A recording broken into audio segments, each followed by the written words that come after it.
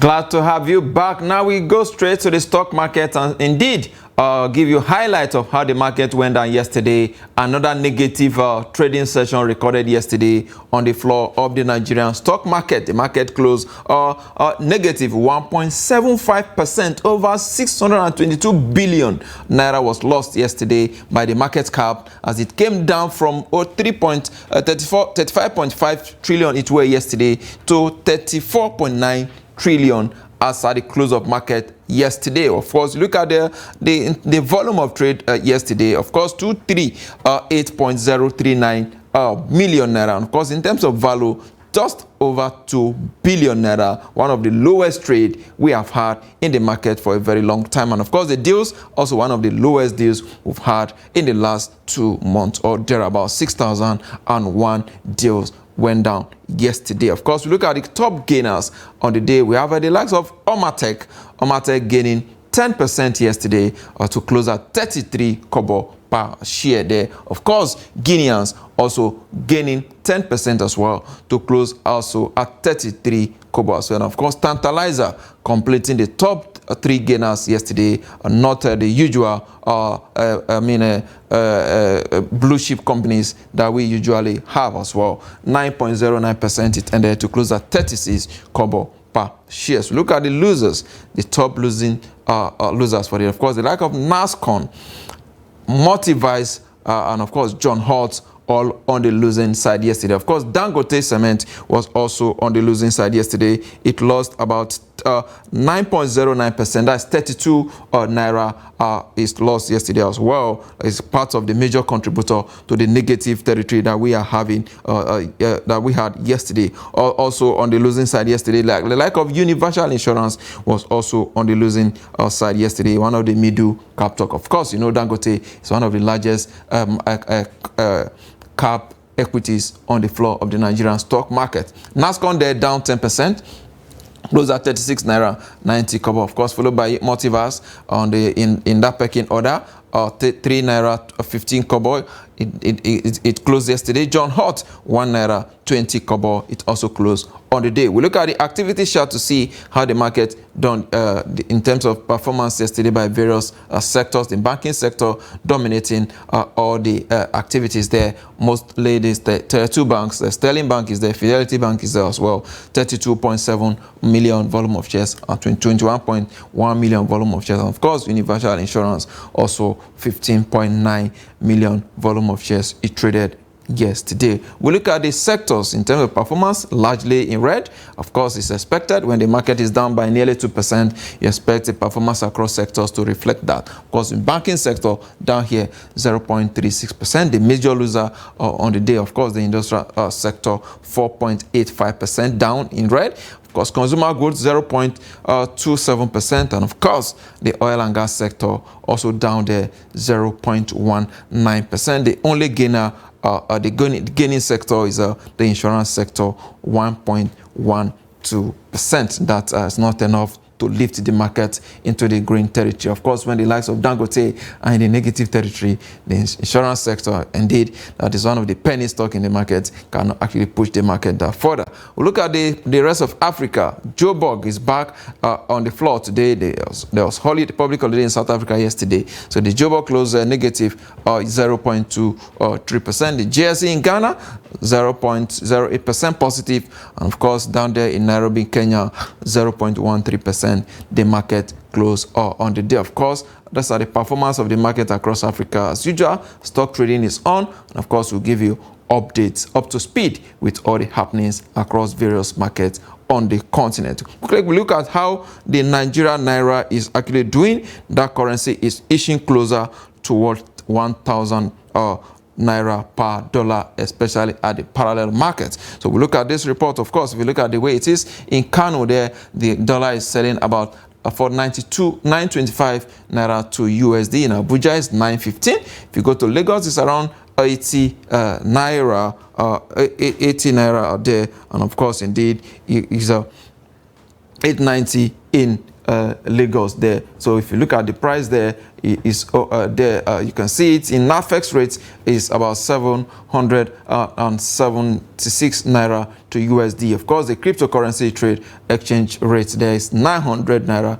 per USD. And of course, the APCON, that is the Association of Bureau de Change Operators of Nigeria, has called on the federal government to ban operations of Binance in the country. Of course, the depreciation of naira in 2023 alone is there, I think about 25% we have recorded so far. And of course, it has weakened by 22.9% since the exchange rate forex unification started. It has fell by 19.8%. Indeed, these are the highlight of what we have from that this is a highlight of what we have there from the that segment of the market. Now we take a quick break. When we come back, we're going to look at the fiscal policy and of course tax reforms of the federal government. Don't go away.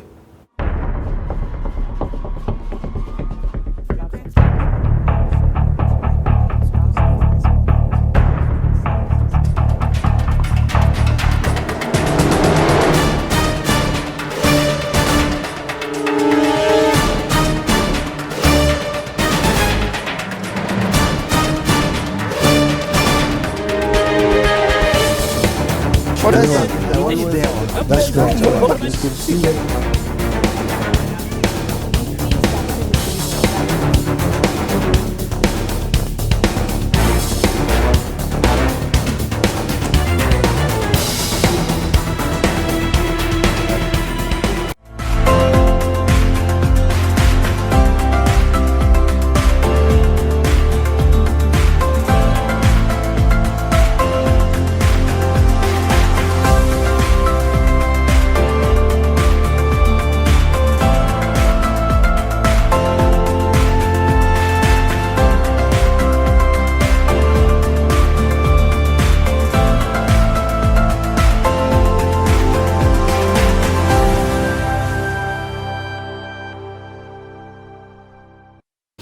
Glad to have you back. It's the Business Daily right here on Trust Television. Now we go into our discussion. We're looking at the fiscal policy and indeed the tax reform being put together by the current administration. And of course, the chairman of that committee, Mr. Taiwo Oyedele, did say that customs and of course 62 other MDAs, that is a ministry, agency and department of government, has no business in collecting revenue. They have no business in revenue collection. They have more responsibility with regards to their primary role in governance. And I have joining me virtually now Mr. Wilson Agaba. He is a business analyst. Good morning, Mr. Wilson. Good morning, Yusuf. How are you doing today? Very well. Good to see you again. It's been a while. Let's go straight to the discussion now. The new committee put together to look at Nigeria tax policy has come out to say, look, customs has no business in tax collection. 62 MDAs has no business in tax collection. What is your immediate reaction to all of this? If the FIRS is the body with the sole responsibility of collecting taxes on behalf of the government, then they might be right in one breath. The other side of it is how well has the FIRS collected the revenues that have been left to them up until now.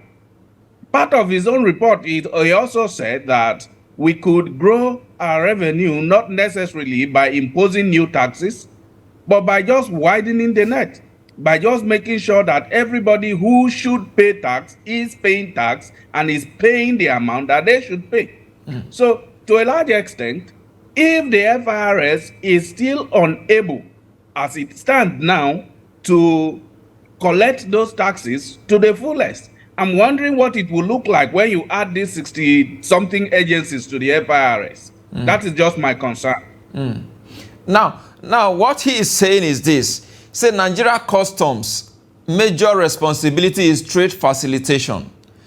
They have no business in collecting tax. Let other agencies of government now, FIRS, whose major role is revenue collection, let the custom focus on their own business of trade facilitation, while the Federal Inland Revenue Services focus on tax collection. Same applicable to other 62 government agencies. Don't you think this will, in a way, block leakages?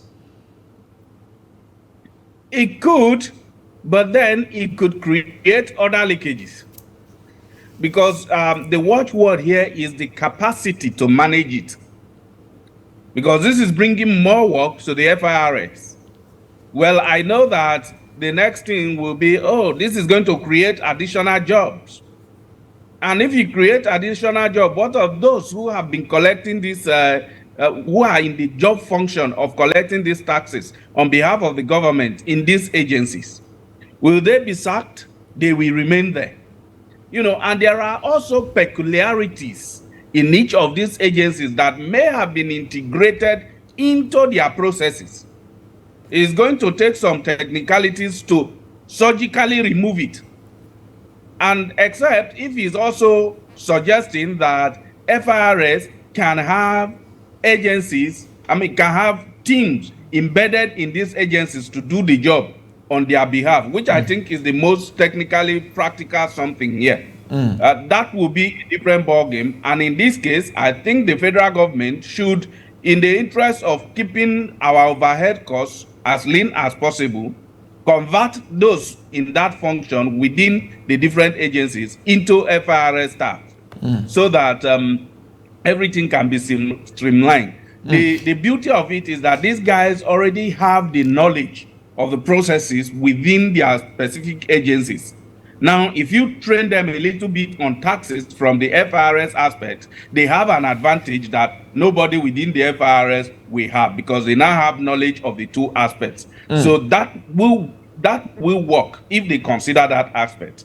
Okay, Mr. Wilson, Mr. Taiwo did talk about the cost of collection yesterday. That is one of the highest in the country, you understand. And the reason is that we have all manners of agencies collecting it. They'll collect maybe 100% of revenue. They'll take maybe 50% for their own, and of course, remit the remaining 50% to the federal government. Don't you think by limiting the number of agencies that will do this job, it will actually cut the cost of collection? Cut down the cost of collection? You see, the truth is that a large chunk of our taxes can actually be automated. A large chunk of our revenue collection also can be automated. But you see, because of corruption in the system, the people who run the system continues to create loopholes that they can exploit for their own selfish interests. Let me give you an example, and I think I have mentioned this before. Why do we have a VIO, which is a private entity, collecting vehicle particular money for the government every year in 2023? Well, we can have a software do that. We can have an application from the moment the car comes into the country, it is registered under somebody's name. And that somebody is charged for it for every year he stays with it. And when I sell it to another person, transfer ownership. We do some kind of registration and sign a global standing instruction, provide our BVN, and so that at the expiration of the current registration, I am informed or notified like 3 weeks ahead, and then I'm debited for it. Even if the money is not in my account, the account is first debited and EFCC is alerted. If within a given period I refuse to go and credit that account, the EFCC, through the data collected by the bank, arrests me and prosecute me for financial crime. That way, everybody who owns a car in this country or sells a car in this country, we pay that money every year to the government. And then you create a dispute or conflict resolution unit just in case your software malfunctions. I believe that this same approach can be brought to a lot of tax agencies too.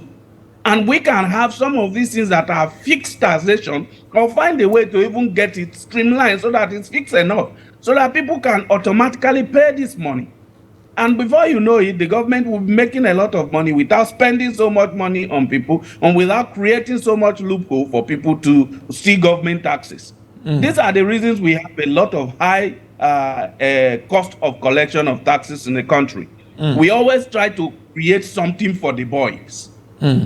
Indeed, try to create something for the boys, and that is what Mr. Taiwo is also looking at by restricting some agencies that should be, that should collect tax on behalf of the government instead of having multiple agencies doing that. He did mention that, for example, if you are a custom, focus on trade facilitation and, of course, border protection as well. And if you are NCC, Nigeria Communications Commission, you should just regulate the telecommunications industry. That your job, you're not set up to indeed collect revenue. So if you look at some of the thing that he has actually spelled out, I think this is a part of what I think he intends to implement as part of the reforms now. Looking at it now, how do you think, because currently we are having a tax deficit of about 20 trillion naira. Do you think this will in any way help to bridge that gap?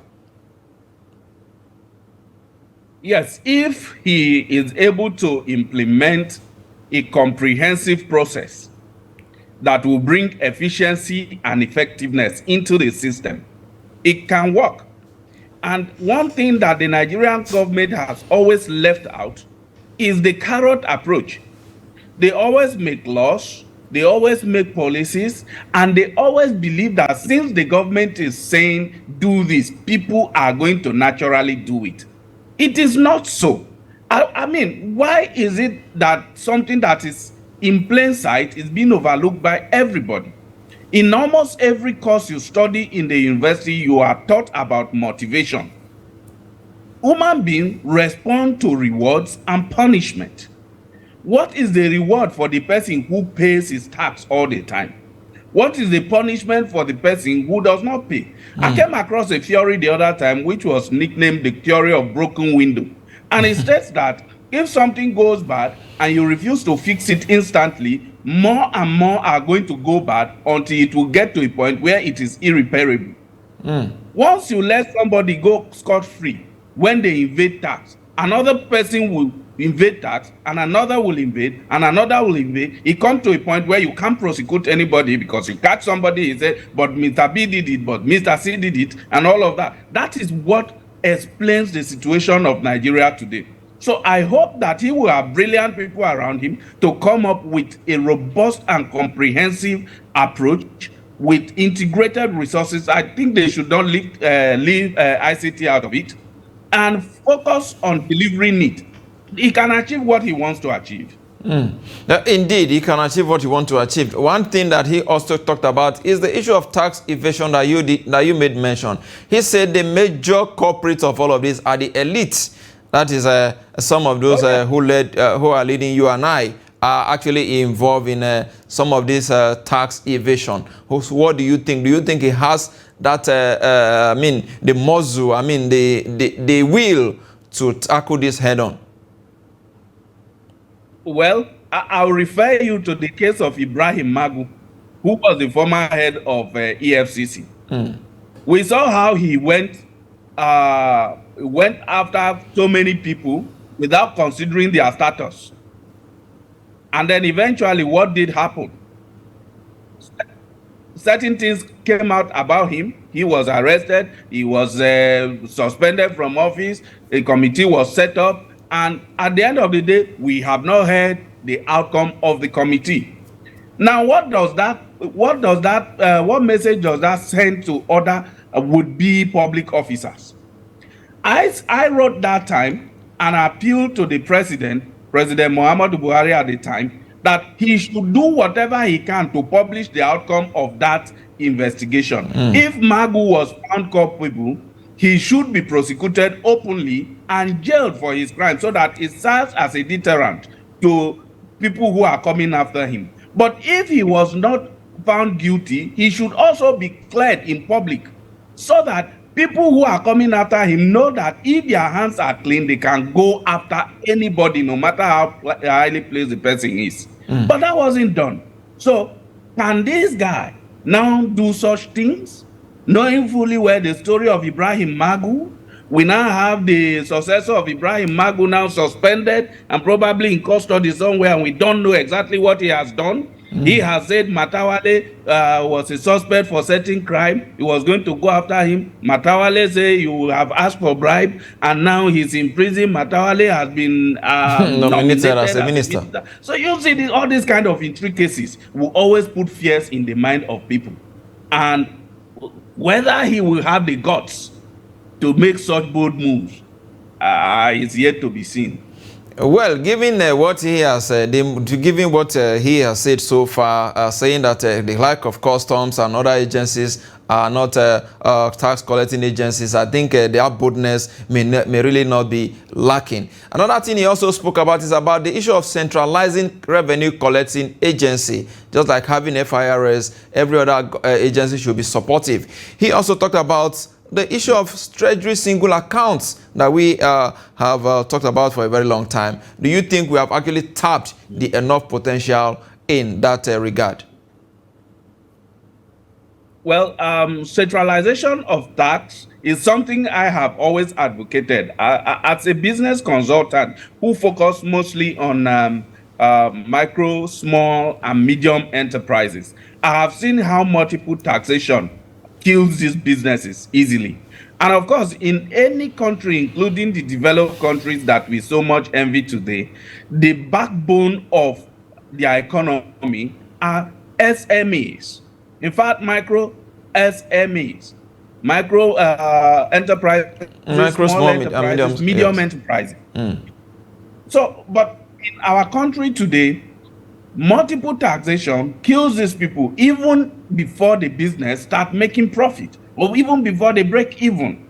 And because of that, I've said, yes, it is important that we have some form of centralization of tax collection so that any small business owner, we know where he or she ought to pay what. And so that we don't have multiple people coming to harass them all the time, running them down. Then on the part of the treasury single account, I think it brings accountability. It brings accountability into the system. We may not have tapped it enough because of two reasons. One, leakages in revenue collection. Two, the issue of corruption. This also covers areas like people who are within the system who, because they have a very good knowledge of the system, find ways to bypass it or truncate the system like what we are seeing with the IGPIS as well. Mr. Wilson, just before we go, let me get your reaction to this. The president said that the era of relying on borrowing must come to an end when he did inaugurate that committee. Do you think, given the reforms and of course some of the initiatives that he has taken so far, we are heading in that direction? Well, you see, I wouldn't say I am seeing any signs of any reforms yet, except for the policy miscalculations that is currently affecting us. But yes, I think I agree with the president. We must go towards doing things without debts. And I have advocated severally that most of the things that the government burdens itself with can actually be given to the private sector. For instance, the government does not need to buy wagons for our rails. We just need to build the rail, manage it, and then have private individuals to invest in buying the wagons. Whether it is cargo or passenger, let private individuals buy these things and run it. It will reduce the issues of corruption that we have to cope with every public-private enterprise, public enterprise or partnership between the public and the private sectors. Now, we can talk about issues of public transportation, mass transportation within cities and across cities that we have been talking about. Absolutely, Mr. Wilson.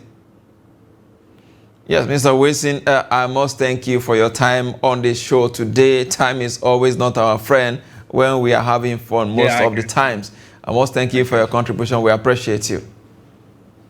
Thank you for having me. All right, have a nice day. With that is a wrap on the show today. Join us tomorrow for more. I am Yusuf Akugu.